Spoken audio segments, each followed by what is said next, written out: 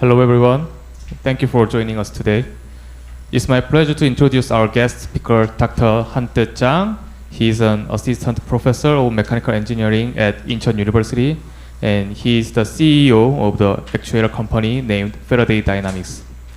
Dr. Han-Tae Chang received his PhD degree in mechanical engineering from KAIST and has made significant contribution to the fields of robotics, physical human-robot interaction, and actuators. Today, Dr. Han-Tae Chang will share his insight on development of high torque density motor and variable stiffness actuator for safe human-robot physical interaction. Let's give him a big hand.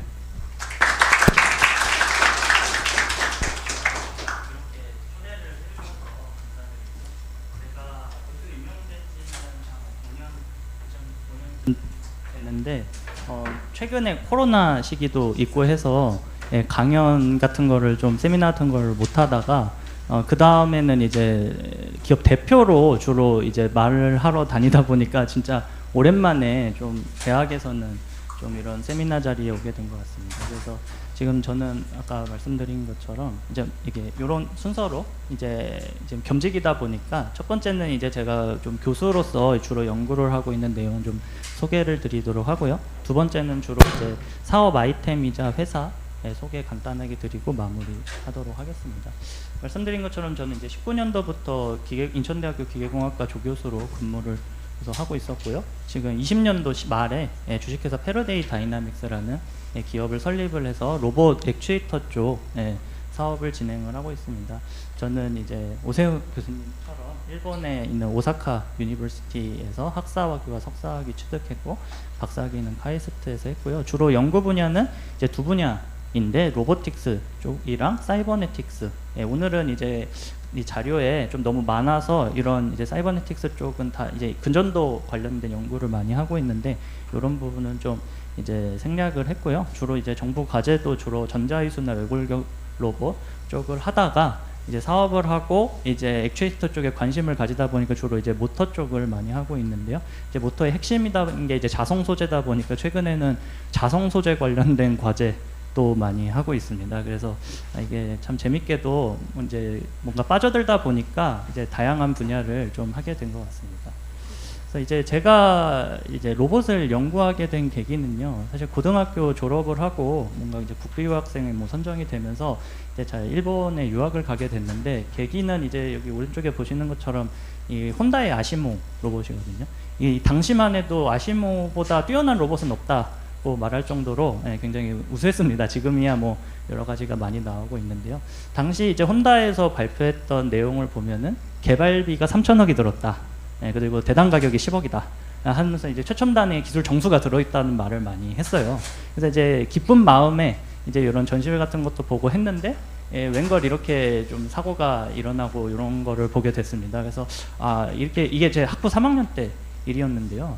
사실은 제어공학을 계속 연구실에서 공부를 하고 있었고 제어공학쟁이가 되어야겠다라고 마음먹었던 차에 도대체 왜 이런 3천억이나 들어간 제품이 이런 문제가 일어날까?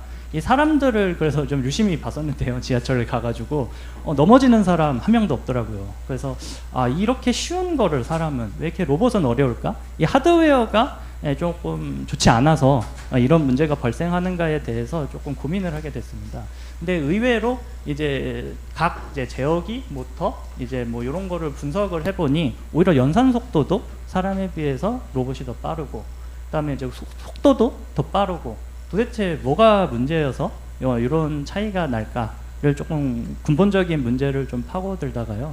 저는 이제 사람을 먼저 좀 공부를 해봐야겠다. 라는 생각을 하게 됐습니다. 그래서 좀 의대에 부전공을 신청을 하고 오사카 대학 의대에서 주로 이제 한 1년 내내 좀 이제 부전공으로 의학 쪽을 좀 해부학 생리학 쪽을 많이 공부를 하기 시작을 했는데요.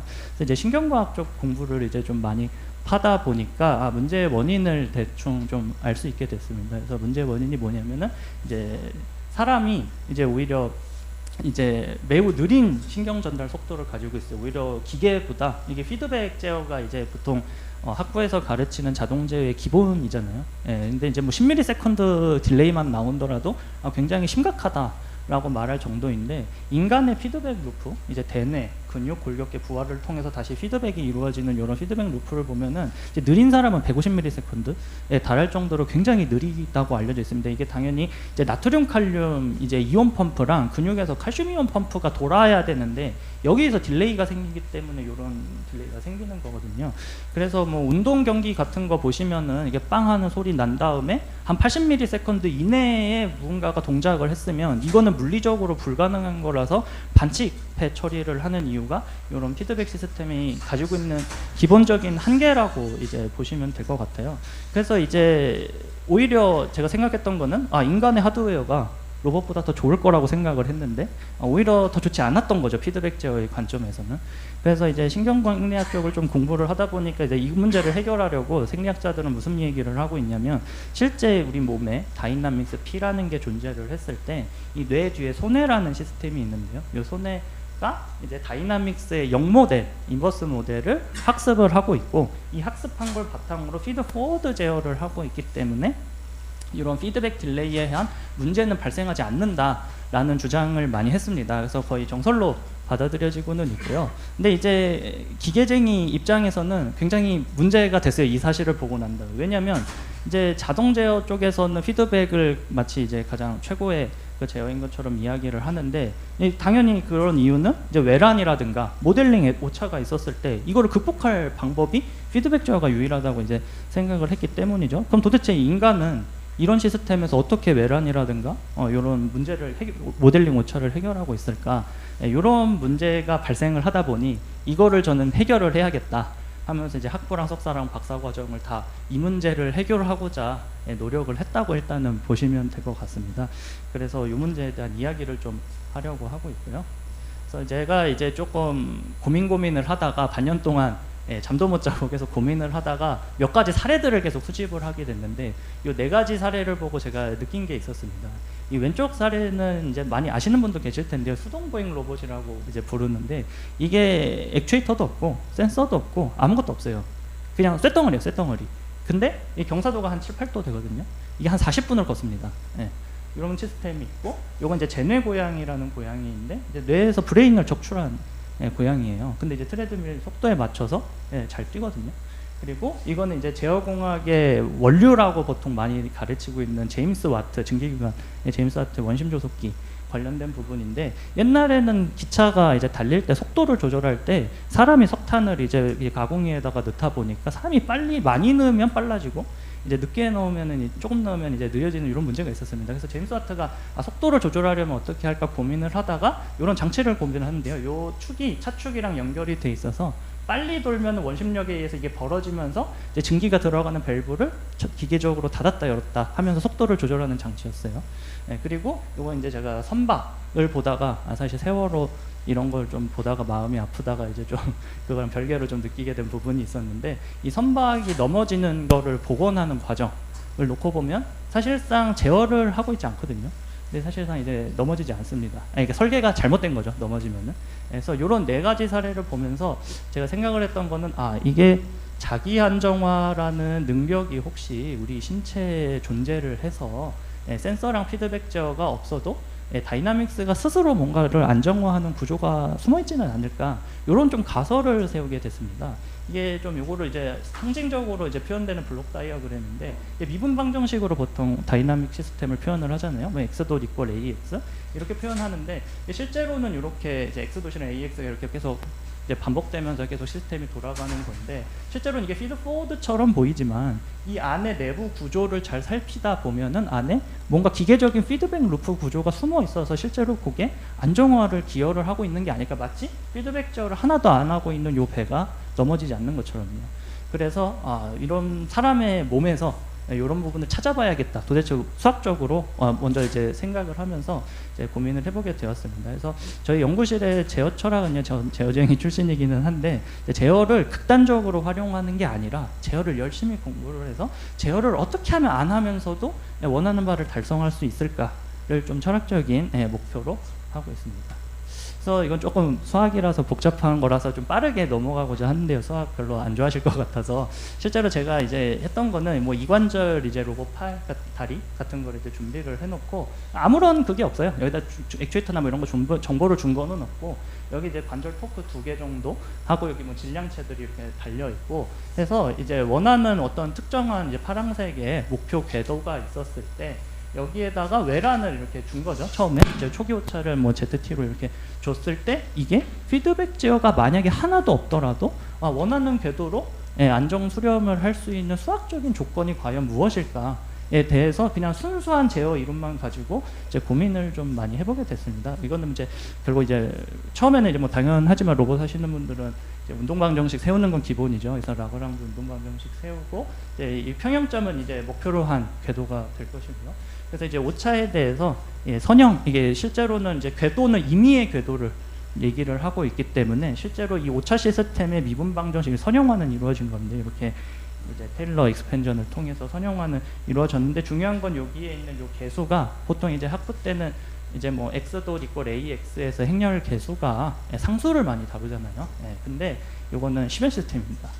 그러니까 궤도가 계속 움직이기 때문에 이 평형점의 안정도가 계속 시시각각 변하는 시스템인 거예요. 그러니까 보통 이제 학부 때는 이제 이런 상수계수 미분 방정식의 경우에는 고유치가 음수면은 안정하다라는 걸로 많이 배우죠. 그렇지만 시변 시스템일 때는 고유치가 안정하다는 것만으로 보장이 되지 않습니다. 수학적으로. 그래서 요거에 대한 이제 결국에 이 문제를 어떤 걸로 귀결시킨 거냐면 시변 시스템의 안정성에 대한 논의로 좀 확장을 했다고 보시면 될 것 같아요.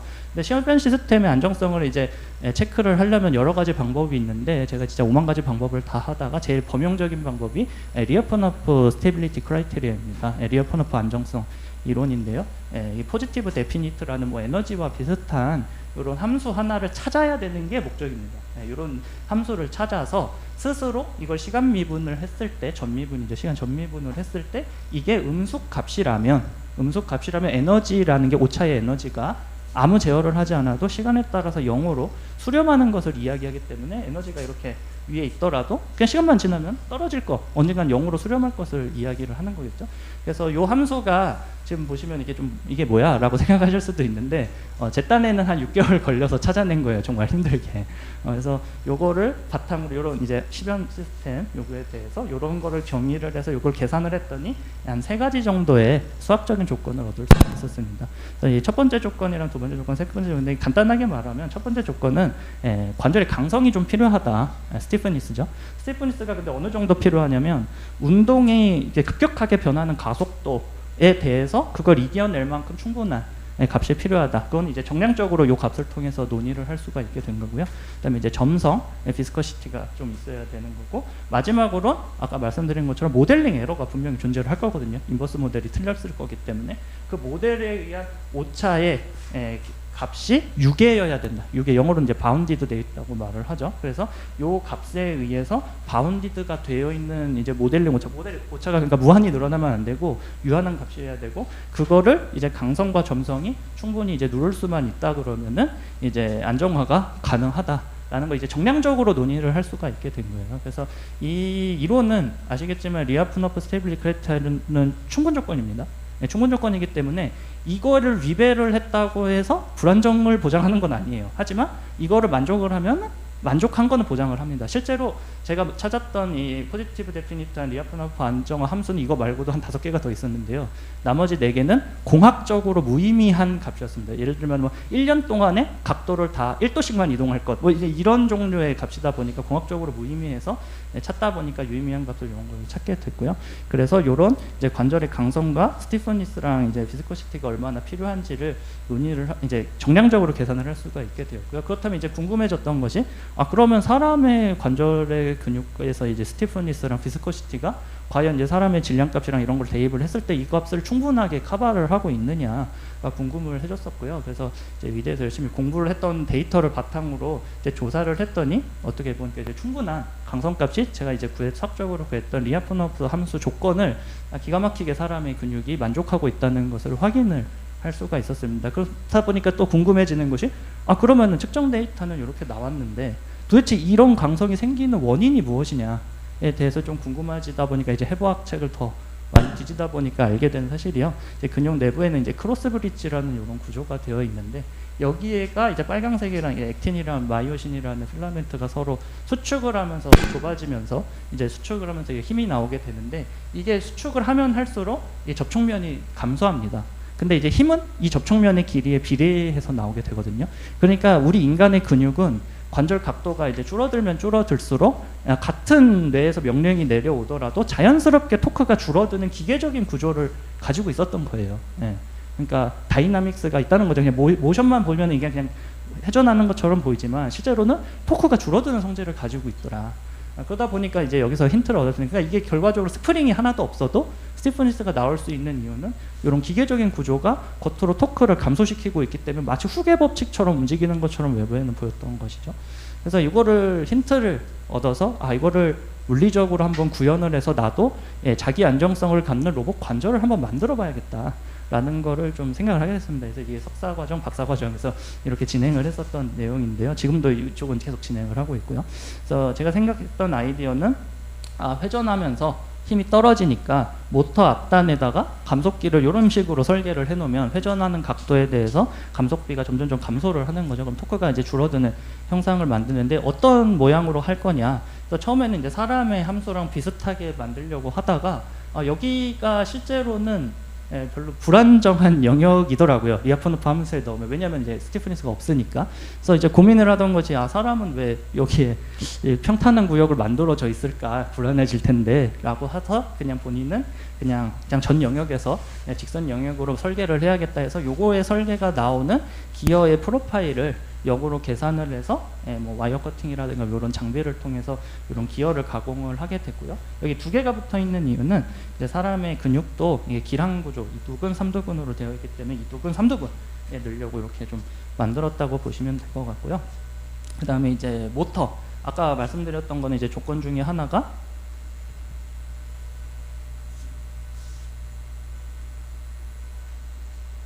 멈춘 것 같습니다.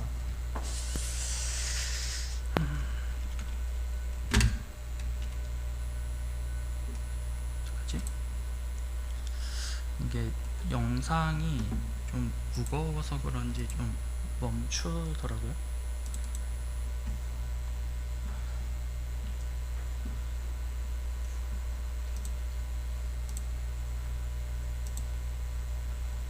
이거 공유를 해야 되지 않을까요?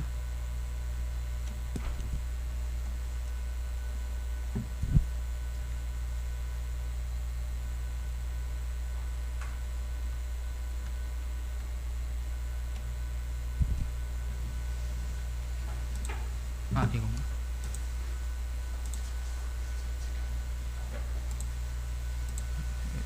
이렇게 하면 되죠? 네.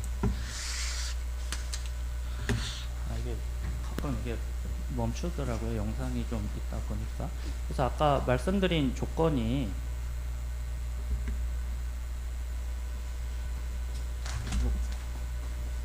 뭐 만졌어? 갑자기 또 멈추는데? 어떻게 엄마나?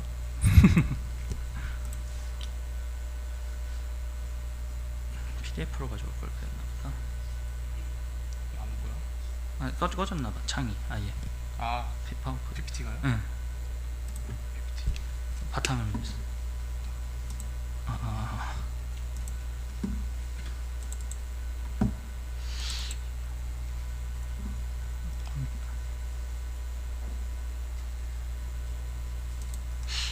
좀 위험하구나.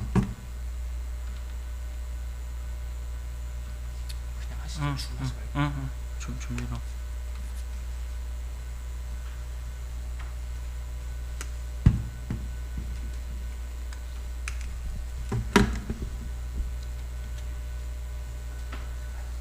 자꾸 꺼지네.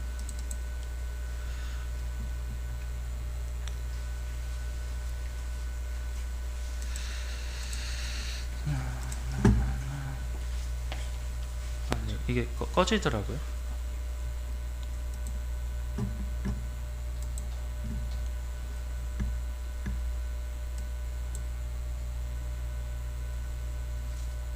네. 공유 되겠습니다.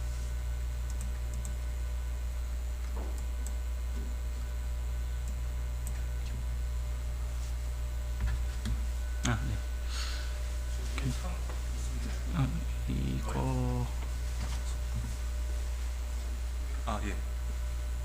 여기 위에 거 말씀하시는 거 같은데 여기를 누르면 되나?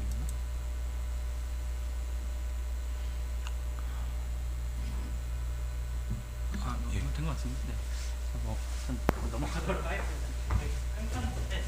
네, 아무튼 그 감속기 기어를 만들고 그 다음에 모터가 담당하는 거는 모터는 이제 댐핑 역할을 담당을 하고 있어요. 아까 점성도 이제 필요하다고 말씀드렸는데 모터는 기본적으로 이제 역구동이 시작이 되면 발전기 역할을 하기 때문에 속도에 대해서 이제 그런 이제 점성과 강성이 이제 줄 수가 있게 된 거고 이거는 이제 제가 그걸 바탕으로 이제 자기 안정화가 가능을 하다는 걸 이제 실험적으로 이제 보여준 이제 영상인데요. 실제로 이 모터 로봇 위에 여기 무게추가 달려 있는데 이거를 의도적으로 로봇에게 부하 오차를 잘못 알려줬어요. 다른 거를 일부러 잘못 알려줬고 리아폰오프 조건을 만족하도록 강성을 제어를 하도록 전류값을 인가를 시켜놓은 거고 그래서 이제 피드백 제어 여기는 지금 이제 파란색 트라젝토리 목표 궤적에 대해서 지금 빨간색이 실제로 이동한 궤적인데요. 피드백 제어 하나도 없고 센서도 하나도 없고 뭐 그런 상태로 이런 게 좀 가능하다는 거를 좀 보일 수 있었습니다. 그래서 이런데 지금 논문을 폈고요. 그래서 실제로 조금 이게 좀 마니악하다고 생각을 하실 수도 있을 것 같아요. 근데 이제 제가 생각하는 로봇 공학은요, 이제 사람마다 이제 로봇 연구자가 뭐 100명이 있으면은 로봇 공학의 정의는 한 100개가 나올 수 있을 것 같습니다. 근데 이제 누군가 이제 저한테 이제 로봇 공학이 뭐냐고 물어보면 저는 The Study of Human Understanding이라고 대답을 해요. 인간에 대한 이해와 관련된 학문이다. 그래서 저는 이제 사람에 대한 공부를 바탕으로 요거를 이제 좀 모사하고 하는 엔지니어링을 통해서 이런 이제 로봇을 만들고요. 실제로 이런 로봇을 이제 만들어서 이제 하다 보면은 실제로 사람한테 몰랐었던 거를 역으로 좀 알게 되는 경우도 있어서 요거를 이제 선순환을 일으키면서 계속 반복을 하면서 로봇을 만드는 거를 목표로 하고 있습니다. 지금은 여기에서 조금 더 나가서 실제로 이제 교수 임용되면서부터 좀 연구를 주로 했던 거는 이제 손해 쪽을 조금 건드리기 시작을 했고요. 아직 이게 많이 진행되지는 못했는데 실제로 이제 손해에는 내부를 이제 보면은 이게 메모리 격자 구조로 되어 있습니다. 완전 다 동일해요, 내용이. 그래서 이제 학자들이 얘기를 하는 건 여기에 인버스 다이나믹스 모델 메모리 형태이기 때문에 그럴 것이라고 이제 생각을 하는 게 그런 부분인데요. 실제로는 이제 이런 격자형 구조에 이제 초반에는 이게 이제 다 시냅스가 다 연결이 되어 있다가 운동 학습이 시작되면은 여기에 있는 시냅스들이 점점 꺼지는 형태로 발전을 합니다. 연결이 되는 게 아니라 사실 꺼지는 형태로 발전을 하는데요. 그래서 이거를 시냅스 장기 약화 학습, 롱텀 디프레션이라고 부르는데 이게 나오는 이유는 근육이랑 무슨 연관이 있냐면 실제로 운동 처음 이제 뭐 춤을 춘다거나 못 본 동작을 하려고 할 때는 강성이 굉장히 관절이 높게 나와요. 그래서 실제로 운동을 배우다 보면 이제 많이들 얘기하시는 게 관절에 힘 빼라라고 말하는 게 정확하게는 강성을 빼라는 말인데 그냥 힘이라고 말을 하는 거거든요.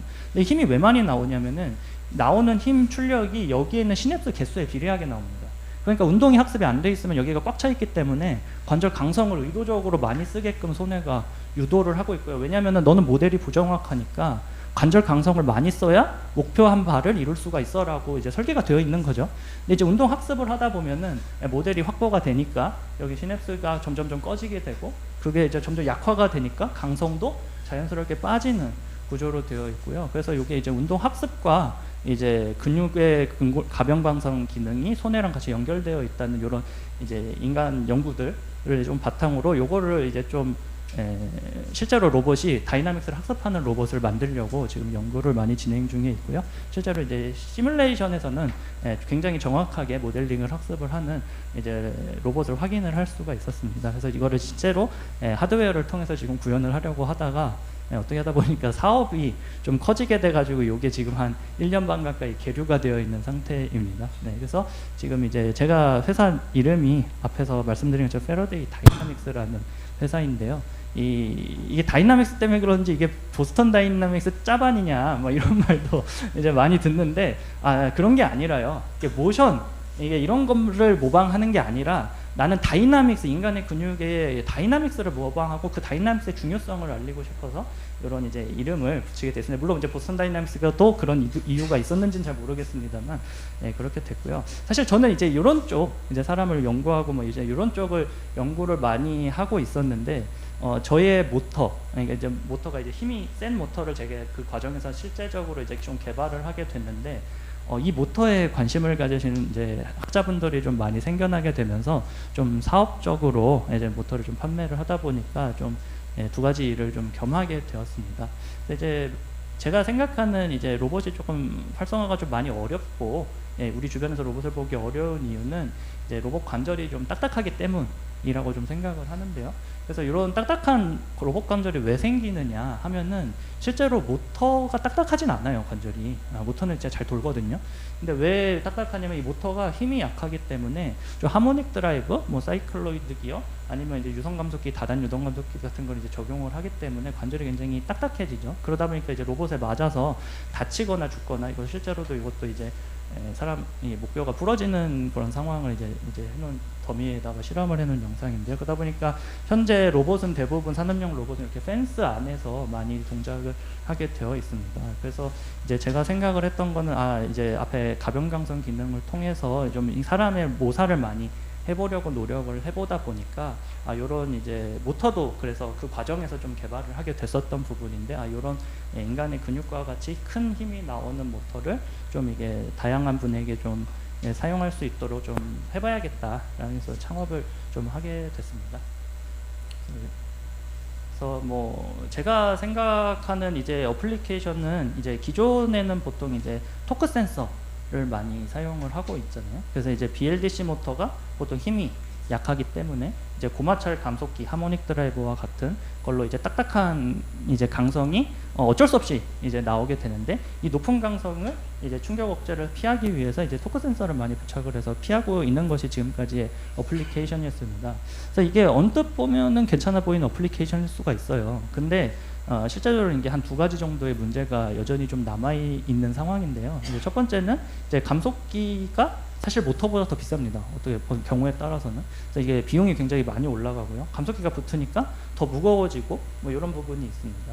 그리고 더욱이 이제 여기서 생기는 강성을 회피를 하려고 토크 센서를 붙이다 보면은 토크 센서도 상당히 비싸거든요. 그리고 더 커지고 이런 좀 악순환의 고리가 좀 생기고 있다고 봤고요. 그래서 이런 부분을 해결하고자 이제 저는 이제 이 앞에서 있는 가변강성 구동기를 만들고자 이제 좀 굉장히 무게는 가벼우면서도 큰 힘이 나오는 모터를 개발하게 되었는데 이제 그걸 방향으로 좀 이제 사업을 진행을 하게 되고 이건 좀 건너뛰도록 하겠습니다. 이게 약간 어떤 거랑 좀 비슷하냐면요. 이게 자동차 좋아하시는 분들 있으신가요? 여러분 안녕하세요. 모토라인입니다. 모델 X 시승을 하고 있는데 이 X의 팔콘도어 이 옆에 서 있는 사람까지 인식해서 이 상태에서 이제 한 번 더 열린 버튼을 누르면 끝까지 바로 옆에 있는 사람이나 자동차를 이렇게 바짝 붙여놓는다 하더라도 그냥 무식하게 그냥 여는 게 아니라 피해서 살짝 이렇게 위로 들어가지고 올려주죠.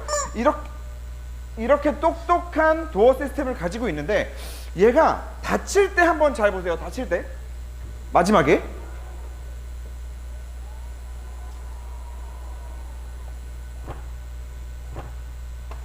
굉장히 거대한 문이 생각보다 이렇게 쿵 하면서 닫히거든요. 쿵. 그리고 뭔가 얘가 도어가 그냥 일반 이런 슬라이딩 도어에 비하면 굉장히 무거울 거 아니에요. 그러면 자기 몸뚱아리 자체가 무거운 상태에서 뭔가 이물질이 걸렸을 때 이거를 감지해내는 게 더 어렵지 않을까? 우리가 예전에 카니발 가지고 한번 테스트를 했던 적이 있죠.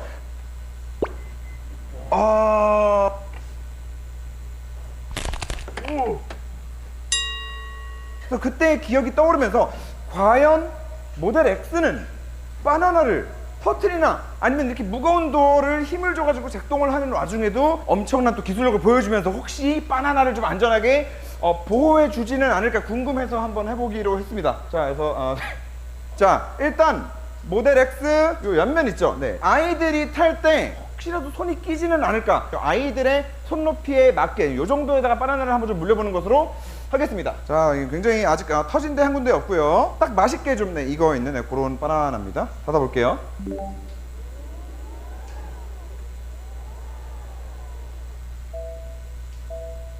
자, 요 정도에서 멈췄고 얘 다시 왜 안 열리? 열어줄래? 자, 요 정도. 굉장히 무른 바나나거든요 지금.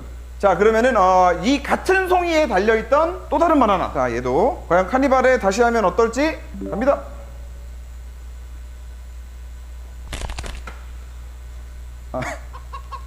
네, 이건 사실 근데 2년 4개월 전에 저희가 보여드렸을 때도 네, 뭐 마찬가지였지만 동일한 모습을 보여주고 있고 사실 카니발은 이제 리콜이 됐어요. 사실 좀 아쉬운 거는 리콜 내용이 그 도어가 열리거나 닫히기 시작할 때 이제 경고음이 좀 추가가 돼요. 경고음. 그러니까 끼었을 때 이거를 조금 더 예민하게 체크할 수 있도록 프로그램을 업그레이드하는 게 아니라 경고음을 추가해 주는 거죠. 자, 닫힌다, 열린다를 경고음을 추가해 준다. 그리고 도어 닫히기 직전에 속도를 조금 더 느리게, 조금 더 이렇게 지금은 이렇게 닫혔다면 끝에 와서 천천히 닫히도록 마지막에 속도를 좀 느리게 해주는 이런 프로그램 업데이트를 하는 리콜을 한다고 합니다. 잘 보셨는지 모르겠는데요. 실제로 이 기술이 결국에 안전한 로봇을 만드는 기술과 별반 다르지는 않습니다. 이게 모터로 구동되는 시스템인데 이제 모터가 힘이 약하다 보면은 이제 감속기 같은 거를 이제 좀 높은 거를 쓰다 보니까 이제 충격을 인지를 하려고 그러면 토크 센서가 있어야 되는데 이 앞단에 실제로 자동차 문 한 짝마다 토크 센서를 부착할 수는 없거든요. 이게 가격상의 문제로. 그러다 보니까 이 모터 뒤쪽에 있는 전류 센서로 이제 힘을 추정을 해야 되는데 이 감속기가 이런 장벽 처리를 하고 있기 때문에 굉장히 이제 큰 충격이 올 때까지 얘가 감지를 하지 못하는 이제 문제가 발생을 하고 있는데요. 이제 아까 보신 모델 X 같은 경우에는 좀 비교적 이제 좋은 모터를 쓴 상황이겠죠. 그러다 보니까 이제 전류 센서로 충분히 인지를 할 수 있어서 그런 안전한 모터를 구현할 수 있던 부분이고요. 이게 제가 이걸 왜 가져왔냐면은 실제로 제 이제 사업을 지금 현대자동차랑 이제 투자를 받으면서 좀 진행을 하게 될 부분이 이런 쪽 부분이다 보니까 좀 한번 가져왔습니다. 여러분 안녕하세요. 그래서 실제로 사람 근육 아까 이제 좀 제가 많이 말씀을 드렸었는데요. 인간 무릎 관절 근육 같은 경우에는 실제로 토크가 한 200Nm 정도 나옵니다. 최대가. 이게 한 어느 정도까지인지 조금 감이 안 오실 수 있을 것 같아서 비교를 하자면 현대 소나타 엔진이 한 200Nm 정도 나와요. 그러니까 그만큼 이제 사람 근육은 강력하면서도 이제 가벼우면서도 큰 힘이 나온다. 물론 이제 와트수로 비교를 하다 보면은 사람 근육은 굉장히 느리죠. 느리다 보니까 출력은 굉장히 많은 차이가 있지만 실제로 토크는 굉장히 강력하다라는 부분이 있고요. 그래서 근데 이제 기존의 모터들은 굉장히 이제 낮은 토크 대신에 높은 속도가 나오죠. 그래서 이거를 이제 고강성의 감속기로 이제 보상을 하다 보니까 여러 가지 문제점이 있다라는 거를 인식을 하게 됐고 저는 이제 큰 힘이 나오는 감속기를 좀 의존성을 낮추면서도 큰 힘이 나오는 모터를 좀 개발을 했다고 보시면 될 것 같습니다. 그래서 실제로 뭐 모터 성능은 뭐 이게 이제 맥슨 모터가 여기 보통 많이들 쓰는 모터죠. 그래서 맥슨 모터가 있고 그거보다 이제 토크들이 조금 더 많이 개선된 타이거 모터라든가 콜모겐, 얼라이드 모션 이게 MIT 치타 로봇에서 자체 재개발한 이런 모터들인데 요거보다 이제 자사 모터가 좀 더 많이 큰 토크를 발생시킬 수 있는 거를 확인을 할 수가 있고요. 실제로 저는 이제 약간 문과 이제 투자자님들을 이제 상대를 할 때는 그냥 토크가 많이 나와요. 여기까지만 이제 설명을 하고 이제 엔지니어 분들이나 이제 학생분들이랑 이제 설명을 할 때는 이게 토크만 센 게 아니라 정확하게는 고밀도 점액동이라고 설명을 하거든요. 이게 무슨 말이냐면은 토크가 단순히 세게만 나오는 게 아니라 토크의 품질이라고 할 수 있는 이제 크면서도 균일하게 꿀렁꿀렁 되지 않고요. 크게 균일하게 나오는 이제 이런 특성을 가지고 있다라고 많이 말씀드립니다. 그래서 이제 보통 뭐 데니스 홍 교수님이 뭐 이제 여러 군데서 이제 많이 말씀하시는 강의도 많이 보셨을 것 같은데 요즘의 추세는 이렇게 감속기가 아예 없앨 수는 없고 요 안쪽에 한 단 정도 넣은 이제 쿼지 다이렉트 드라이브를 로봇으로 많이 채택을 하고 있거든요. 그래서 감속기 한 단 정도까지는 사람이 많이 다치지 않고 할 수 있기 때문에 이런 걸 할 수 있어서 이런 모델까지 좀 전체적으로 개발했다라고 보시면 될 것 같고요. 핵심 기술은 사실 이렇게 고정자 기술과 이제 회전자 기술이 있는데 이런 거를 이제 제가 한 7년 정도 로봇을 하다가 모터를 개발해야 되겠다는 일념을 가지고 좀 개발을 좀 하게 됐습니다. 그래서 기존 모터들이랑 좀 차이점이 있는 부분은 보통 이제 모터는 이제 규소강판이라고 하는 전기강판을 많이 사용을 하거든요. 근데 이제 전기강판을 왜 쓰냐? 라고 이제 모터 메이커들한테 가서 물어봐도 이거 100년 전부터 규소강판으로 했어 라는 말들을 많이 받아요. 심지어 맥슨에 가도 이제 그런 말을 많이 받는데 실제로 여기 보시면 이게 BH 커브라고 말하는 외부 자기가 걸렸을 때 이 자성체가 어떤 안에 자기장을 유기를 할 수 있느냐를 내놓은 그래프인데 이 빨강색이 포스코의 규소강판이고 이 초록색이 이제 순수한 철 99.98%의 순도를 가지고 있는 철이 이 정도의 포화자 성밀도를 가지고 있습니다. 이렇다는 건 뭐냐면 그냥 철이 규소강판보다 더 성능이 좋다는 말이에요. 그럼에도 불구하고 규소 강판을 지금까지 계속 써왔던 이유는 규소가 부도체다 보니까 요걸 넣으면은 전기 저항도가 올라가면서 모터의 와전류가 감소가 되게 되고 에너지 이피션시가 올라가기 때문에 초기 모터들은 다 팬모터나 펌프 모터 같이 24시간 돌아가는 녀석들이었거든요.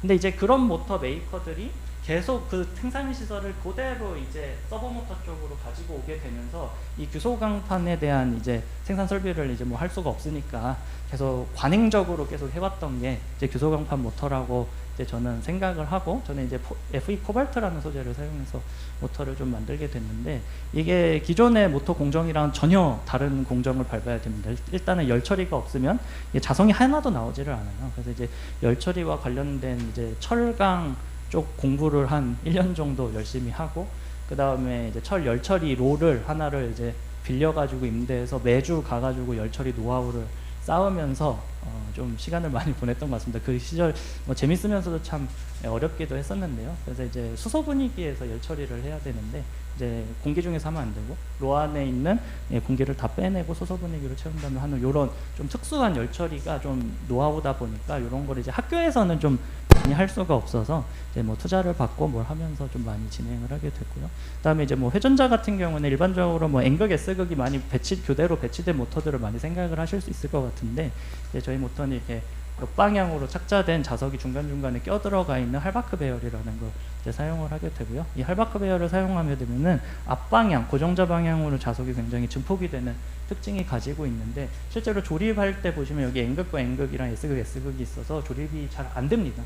그래서 이게 물리적인 현상은 원래 알려져 있었던 거였는데, 공정 노하우가 개발이 되지 않아서 상용화가 좀 안 되고 있었던 거였는데, 이런 부분에 대해서 좀 한 몇 년간 계속 이런 부분에 대한 공정 개발을 많이 했습니다. 그래서 로봇을 연구를 하다가 어느 순간 이제 철강 공부를 하게 되고 자석 공부를 하고 하다 보니까 이제 다른 분들이 보시기에는 이상한 거 한다고 또 생각을 하셨을 수도 있을 것 같은데, 좀 이렇게 안전한 로봇을 만들기 위한 일념이 있었고요. 설계와 관련된 부분인데 좀 넘어가도록 하겠습니다.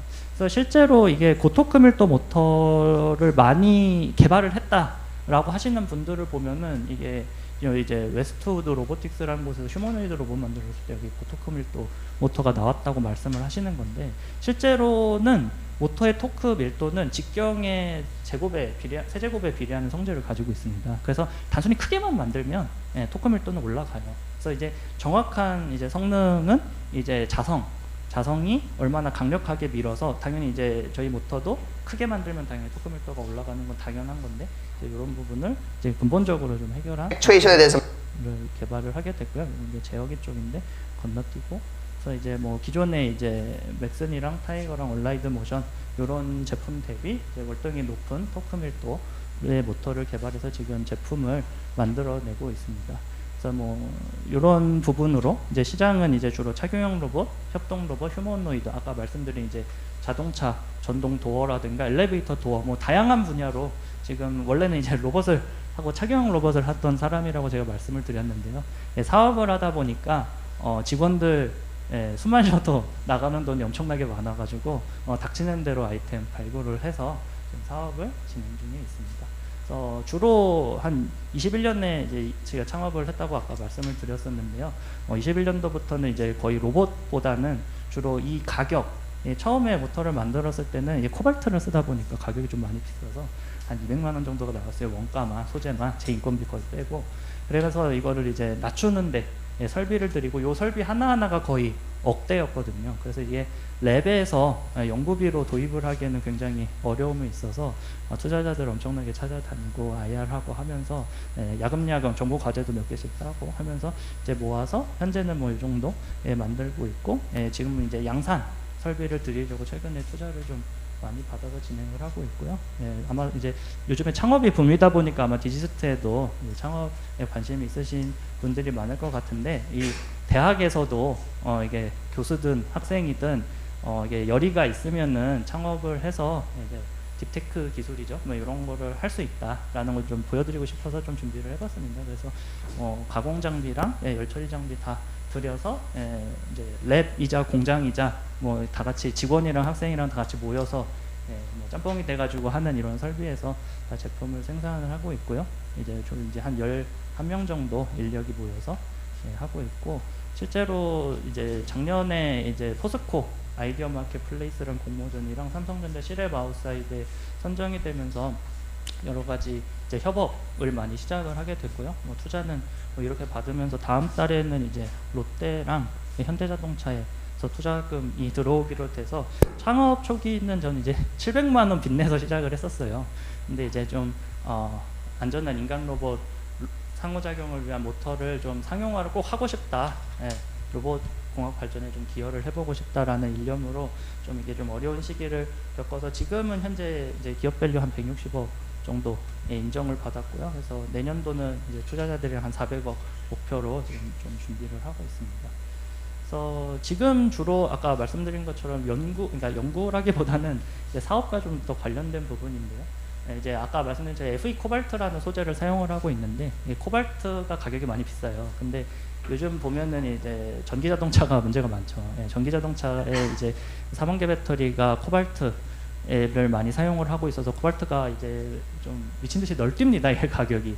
그래서 이제 사업을 하는 사람이나 이제 연구를 할 때도 마찬가지였는데, 이런 이제 고가의 소재를 다룰 때는 이런 선물 시장 가격이라든가 이거를 매일 아침에 일어나서 보는 이제 습관을 좀 가지게 됐어요. 이게 왜냐면 연구비를 많이 절약을 해야 되고 사업비를 절약을 해야 되다 보니까, 그래서 이제 이 저점을 칠 때마다 이제 좀 구매를 하는, 이게 뭔가 이제 연구와는 관련이 없는 부분인데 실제로 연구를 하고 개발을 되고 사업을 하려다 보면은 이제 이런 좀 5만 가지 상황을 다 신경을 써야 되던 부분이 있다라는 걸 좀 말씀드리고 싶었고, 현재는 원래는 로봇을 하던 사람이고 이런 이제 착용 로봇을 하던 사람이었고, 실제로 지금은 이제 고성능 모터 부품업을 지금 많이 영위를 하고 있는데, 이 소위 이제 제가 부품 모터를 개발하게 된 경위도 이 맥슨사 또는 이런 모터사의 갑질을 당하다 보니까 내가 치사해서 내가 만들고 만다라는 일념하에 만들게 됐던 거거든요.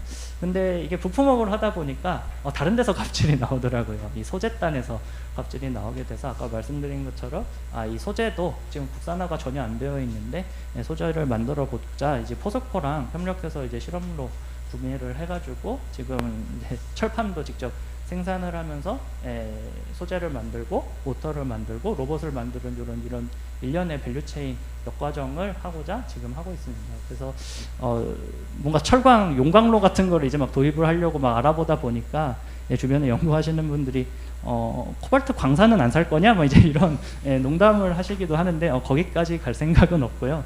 그래서 이제 하다 보니까 로봇을 하다가 일단 뭐 소재 연구까지 막 들어오게 됐는데 매 순간순간은 모든 게 다 이게 좀 챌린징했던 것 같습니다. 그래서 한데 그 순간순간에 꼭 필요하다고 생각했던 거는 좀 물불을 가리지 않고 좀 진행을 하다 보니 그래도 계속 좋은 결과가 있었던 것 같고요.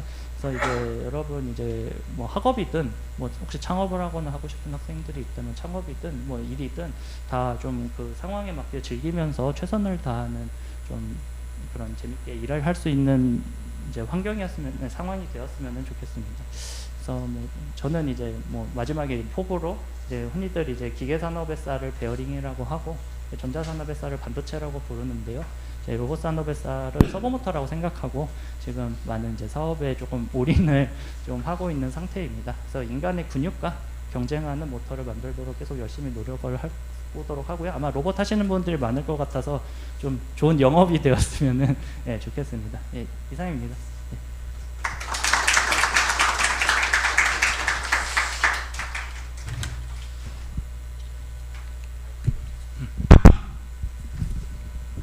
좋은 발표 감사드립니다. 질문? 지금 시간이 한 15분 정도 남아서 이제 오늘 발표에 대해 질문하실 분 있으면은 이제 제가 마이크 넘겨드리고 질문할 수 있도록 하겠습니다. 질문하실 분? 학 과장님. 나중에 더 할 수 있어서. 저기 재밌는 강연 감사합니다. 저희도 뭐 티모터도 샀다가 얼라이드 건 안 샀구나. 얼라이드 거 말고 콜모겐도 샀다가 이러는데 뭐 사실 티모터 맥스는 쓰다가 티모터 오고는 뭐 토크도 그럭저럭 나오고 뭐 싸기도 싸고 뭐 잘 구매할 수 있으니까 요즘 중국 거를 많이 쓰거든요. 근데 중국 거 보면 조금 전에 그 맥동 토크 리플 적다고 하셨는데 얘네들이 뭐 QC를 안 하는지 뭐 토크 리플 심할 때는 심하고 아닐 때는 아니고 막 하는데 이제 그렇다는 말은 그거를 그 할박 구조라고도 하셨지만 사실은 그 하나하나 QC를 체크한다거나 뭐 수작업으로 한 땀 한 땀 하신다거나 하셔서 그거를 조금 더 컨스턴트하게 토크 리플을 줄이신 건지 약간 그러니까 뭐 이론 말고 실제적인 그 제조의 노하우도 뭐 들어가신 건지가 좀 궁금은 하더라고요. 듣다가 보니까. 예. 실제로 지금은 아직 양산 설비를 가지고 있지 않아서 전부 다 이제 수작업으로 진행을 하고 있고, 이게 아까 말씀드린 것처럼 자석 조립이 기존 모터보다 훨씬 더 어렵기 때문에 사실은 그 기존 모터가 QC 관리가 안 된다는 건 사실 좀 충격적인 부분이긴 하거든요. 굉장히 난이도가 낮은데도 불구하고 그 정도를 관리를 못 한다는 거. 근데 실제로 이게 모터 가격이 이제 낮아서기도 한데, 이 자석을 저는 이제 중국의 거래처랑 이제 좀 거래처를 뚫어서 실제로 공차 관리를 많이 시키는 편입니다. 근데 이게 공차 관리가 안 된 거를 좀 대량으로 사다 보면 아마 조립을 하다가 자성이 좀 오락가락한 자석이 좀 껴지기도 하고 해서 아마 그랬을 수도 있을 것 같고요. 그래서 이제 저희 모터는 다 일일이 뭐 자석 편 하나하나 당연히 검수를 하면서 이제 조립을 가격이 좀 있다 보니까 또 그래서 뭐 그렇게 하고 있는 부분이고요. 말씀 잘해주신 부분이 모터 산업이 대부분 지금 다 중국으로 다 넘어가 버렸거든요.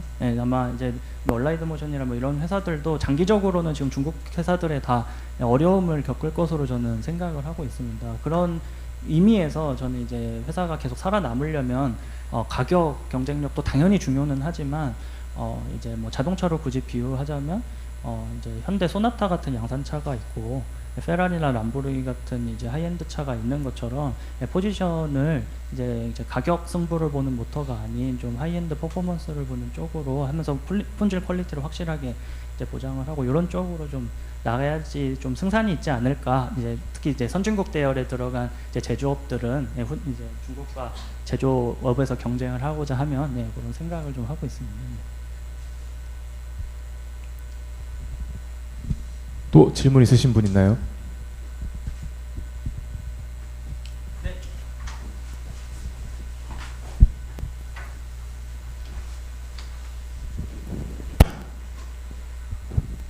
네, 좋은 발표 잘 들었습니다. 그 모터 단가 관련해서 궁금해서 질문드립니다. 지금 그 코발트 소재로 하신다고 들었는데요.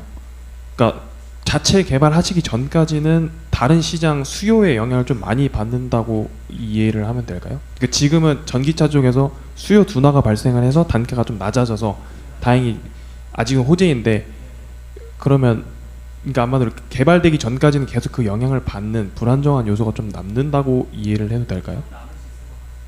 근데 이게 코발트가 항상 높거나 하지는 않기는 하고요.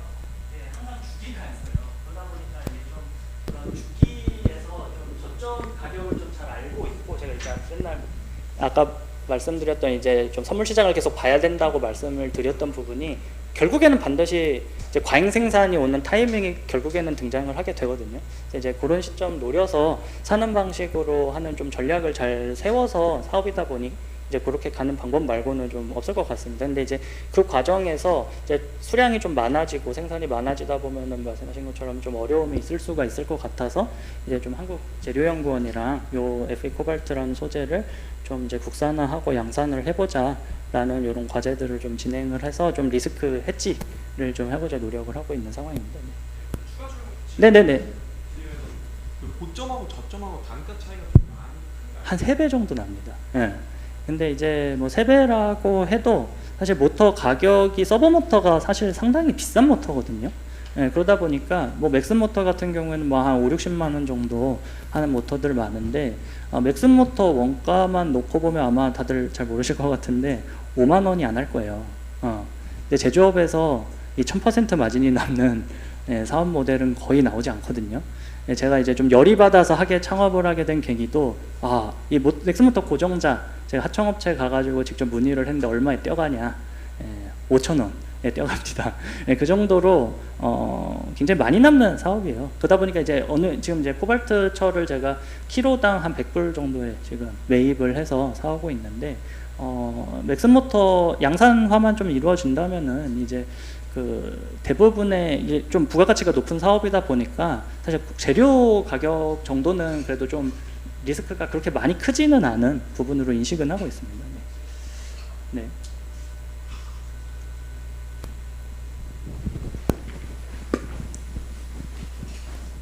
혹시 또 질문 있으신 분 있나요?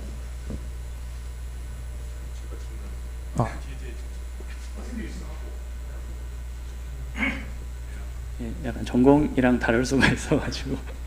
아, 네. 발표 잘 들었습니다.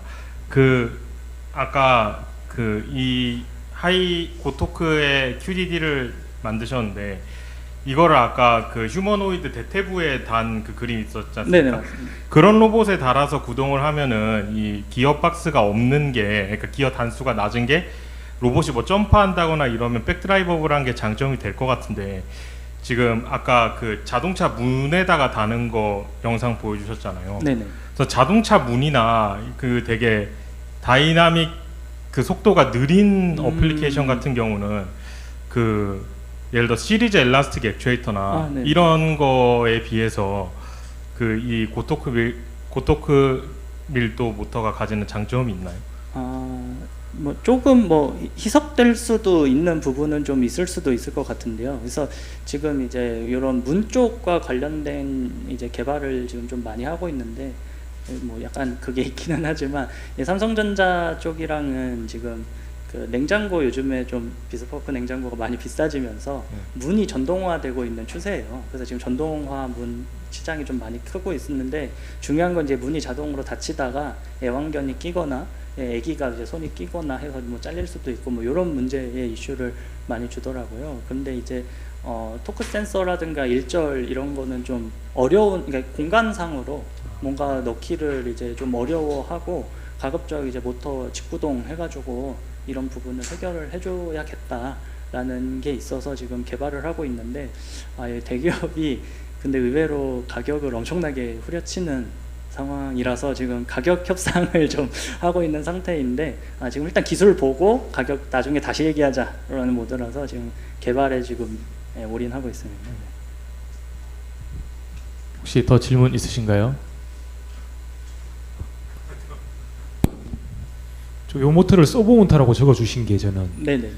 저거를 주로 이제 서버 모터 그러면 뭐 맥슨이라든지 네네. 생각을 하고, 저기 드론용 T 모터를 과연 서버 모터로 부를 수 있을까라는 저는 생각을 좀 했었는데, 네네. 근데 여기를 딱 이렇게 서버 모터라고 적어주셔가지고 이거는 뭐 서버 모터 맞겠다라는 지금 생각을 좀 하면서 네. 이런 좀 아우터 로터 형태의 서버 모터 좋네라는 좀 생각을 했고요. 조금 전에 현대, 저도 사실은 클로저 팀에서 요거 제어로 어떻게 안 되냐라고 저도 지금 이야기를 하고 있는 중이긴 해서 네네. 말씀하신 대로 이거 뭐 메커니즘 바꾸면 더 잘 될 텐데요라고 말씀을 드렸지만, 뭐 그건 돈이 들어가서 안 되고 라고 알고리즘으로 어떻게 하고 싶습니다 이렇게 알고리즘도 한계가 있습니다라고 말씀을 드리는 중인데, 다르게 얘기하면 이렇게 이제 했을 경우 사실 이제 모터 자체가 더 센시티브하게 뭐 역구동성도 생기고 그렇게 되는데, 결국은 그래도 그걸 어떻게 이제 제어로 반영하느냐라는 맞습니다. 게 들어가야 되고, 서버 모터는 모터 플러스 사실은 또 서버 알고리즘이죠. 맞습니다. 이게 또 세트로 네네네. 가야 되는데, 제어에 대해서는 또 어떻게 생각하고 계신지, 네. 게다가 또 원래 제어를 시작점을 하셨으니까 맞습니다. 네. 어떻게 생각하시는지 좀 궁금합니다. 네.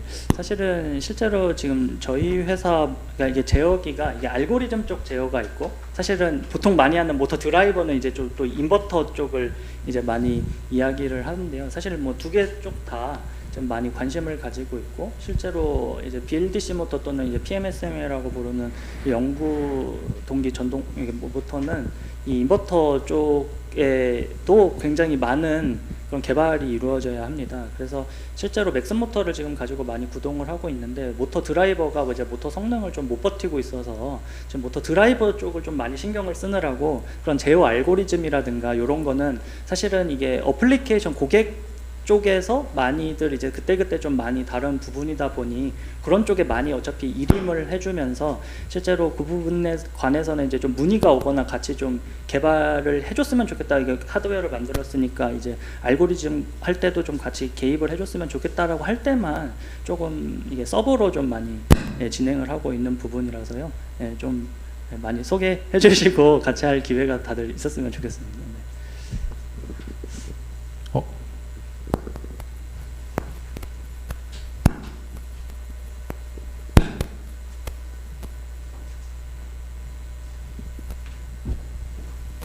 네, 그 만드신 모터 특징 중 하나가 좀 건선이 그 구리가 아니라 실버로 돼 있는 거 한번 봤는데 네. 혹시 그 계기나 아니면 그 뭔가 차이가 많이 나는지 네. 그런 게 좀 궁금합니다. 사실 둘 다 상관은 없거든요. 예, 상관은 없고 예, 하이엔드를 표방을 하다 보니 이제 실버도 채용한 모델이 있고 한 부분인데 제가 아까 건너뛰었지만 애초에 설계부터가 기존 모터랑 좀 많이 다릅니다. 이제 저희 회사 사명이 이제 패러데이가 들어가 있는데 패러데이 전자기 유도 법칙에 의하면 전류랑 자속 양쪽의 토크가 비례를 하게 되잖아요. 그래서 이제 모터쟁이들이 모터를 나누는 이제 카테고리가 좀 나누는 방식이 있는데 여러 개가 있지만 제일 좀 러프하게 나눌 때는 카파 머신이냐 아이론 머신이냐로 많이 나눕니다. 이게 왜 소재로 나누냐면은 카퍼는 전류를 상징을 하고요. 아이론은 이제 자속을 상징을 하거든요. 그래서 이제 물질 구성 비가 무게를 달았을 때 어느 쪽이 더 많으냐만 놓고 봐도 얘는 자속을 많이 쓰는 모터다, 전류를 많이 쓰는 모터다로 나눌 수가 있고요. 이게 말씀을 하셨던 건 이제 카퍼를 말씀을 하셨는데 기존 모터들은 카퍼가 많이 들어갑니다. 넥슨사도 본인들은 아이론 모터라고 주장을 하는데 제 입장에서 봤을 때는 카퍼거든요. 이게 상대적인 문제다 보니까. 근데 이제 저희 모터는 이제 철심, 코발트 철을 많이 사용을 하고 건선을 좀 적게 사용을 해서 발열은 작으면서도 큰 힘을 낼 수 있게 좀 설계가 되다 보니까 이 구리 함량이 적어진다 보니 이거를 실버로 채용을 해도 원가가 크게 많이 차이가 안 나는 좀 장점을 가지고 있습니다. 제가 이제 이렇게 의도하지 않았던 이제 문제인데 실버를 쓰게 되는 거는 당연히 전기 전도도 때문이고요. 대략적으로 한 10% 정도 저항비가 낮습니다. 그러다 보니까 이제 모터를 만들었을 때 토크를 뭐 한 10% 정도 더 만들 수 있게 되는 거죠. 같은 발열량 대비. 그래서 이제 채용을 하게 되었고요. 그래서 말씀드린 것처럼 이제 구리 건선이 좀 적게 들어가다 보니 구리를 썼냐 이제 실버를 썼냐가 원가로는 한 10,000원 정도의 차이가 나다 보니까 뭐 좀 이렇게 해서 만들게 됐는데 구리로 만들어도 충분히 성능은 괜찮게 나옵니다. 네, 지금 시간이 2분 남아서 제가 마지막으로 질문 하나만 드리고 끝내도록 하겠습니다. 이제 회사가 점점 커지면 커질수록 현대 같은 데서 어떻게든 리버스를 하려고 득달같이 달려들 텐데 네네. 이제 회사가 살아남을 수 있는 기술적 해자라고 할 만한 게 네네. 무엇이 있을지 한번 알려주시면 네네. 감사하겠습니다. 이거에 대한 질문은 진짜 IR 하러 갈 때마다 들었던 질문이라 이제 고정 답변이 저는 있기는 한데요. 실제로 이제 특허와 관련된 걸로 좀 이제 지적 재산권이라는 측면에서 좀 이제 보자면 사실은 저는 이 모터에 대해 특허를 단 한 개를 내지를 않았어요. 왜냐하면 실제로 이 코발트 철이라는 소재가 원래 있던 소재도 아니고요. 있던 소재도 아니고 이 할바크 원래 없던 그러니까 원래 있던 소재고 그다음에 이 할바크도 한 80년대 이미 알려져 있던 물리 현상이었거든요. 하지만 이게 공정상 특히 이제 이 열처리 같은 경우는 굉장히 많은 레시피를 요구를 하고 당연히 이제 모양도 사실은 레시피라고 볼 수도 있는데 이거는 아까 말씀하신 것처럼 이제 모양을 따보면 나올 부분이지만 실제로 보이지 않는 부분에서의 이런 공정상의 이제 레시피들이 다 숨겨져 있기 때문에 가져가도 가져갈 테면 가져가 봐라 라는 이제 모드로 좀 진행을 하고 있고요. 오히려 이제 투자자들이랑 같이 이제 많이 논의를 해본 결과 특허를 내서 공정을 내버리게 되면 그거를 알 수가 어떻게 만드는지를 알게 되고 그러면은 이제 침해를 받는 입장에서는 어떻게 해야 되냐면 나중에 이제 동일한 뭔가 기술이 개선된 게 나왔을 때 이게 내가 낸 특허의 공정으로 개발된 건지를 제가 역으로 증명을 해줘야 되거든요. 근데 그러려면은 뭐 영장이 있는 것도 아니고 상대방 공장을 털어가지고 그렇게 똑같이 만들었다는 걸 증명을 해야 되는데 이제 유명무실하다고 봤습니다. 이게 특허로 보호하는 게 제가 드리고 싶었던 말씀이 나온 김에 특허가 모든 걸 보장해 준다고 생각하는 것도 좀 저는 잘못된 생각일 수 있다고 좀 보고 있는 거고요. 이제 현실적으로 사업을 하면서 이 부분은 그냥 아예 내가 고유하게 이제 원천적으로 이제 보호할 수 있는 그런 자신감이 있으면 그냥 과감하게 그냥 가지고 가는 것도 방법이라는 생각이 하나고 실제로 이런 게 어떻게 보면 원래 물리적인 현상으로는 있었던 부분이고 실제로 우리가 학교에서 하는 거는 사실 그런 부분을 많이 하는 거잖아요. 근데 실제로 상용화를 해서 하는 부분은 뭐 머스크만 하더라도 리튬이온 배터리 제일 처음 만든 사람은 아니거든요. 근데 이게 좀 그렇게 학계에서 알려져 있던 것을 상용화하겠다는 의지를 가지고 이게 좀 이렇게 밤낮으로 노력하는 사람이 있어야 상용화가 되는 부분도 있기 때문에 이게 뭐 여러 가지가 복합적으로 되어야지 좀 경쟁 상대가 될 수 있어가지고 좀 그런 부분은 걱정은 좀 덜 하고 있습니다. 네. 네. 네, 발표해 주셔서 감사합니다. 그러면은 오늘 세미나 여기서 끝내도록 하겠습니다.